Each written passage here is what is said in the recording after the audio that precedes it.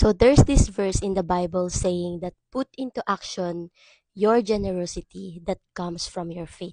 It is stated in Philemon chapter 1 verse 6.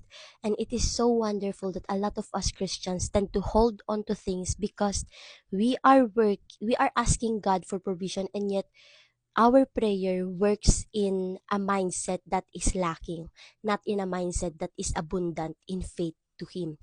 Because when we give, guys, this is actually happening. Kapag nagbibigay ka, nagkakaroon ka ng tiwala sa Diyos na meron siyang mas ibibigay pa sa'yo, na hindi ka mauubusan kapag nagbibigay ka.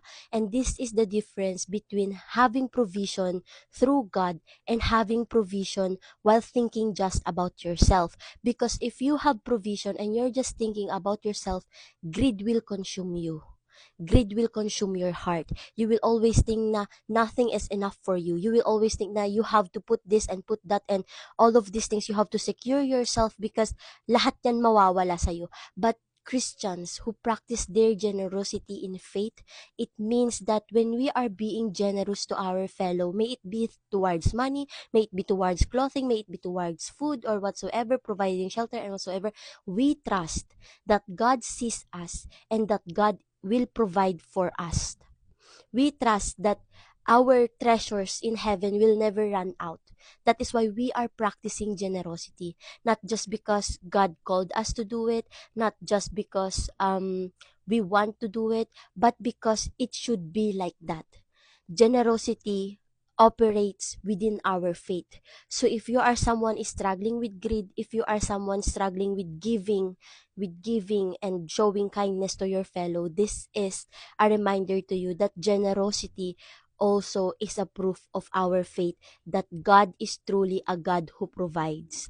Our generosity to our fellow people or fellow human who is in need is actually practicing our faith, practicing our trust in God that He can handle us, that He will provide for us, and He will never let anything happen to us. If He provides for the ravens and other animals who does not work, paano na lang ikaw? Paano na lang ikaw na anak niya? So do not be scared to give because your Father in heaven know that the character of God is to give. He is a God that provides. It is in His character. You don't have to ask Him money. You don't have to ask anything.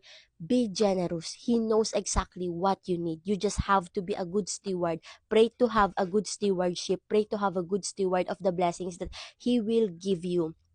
That's how you unlock provision, because God can never use you in the expansion of the kingdom if your heart is being covered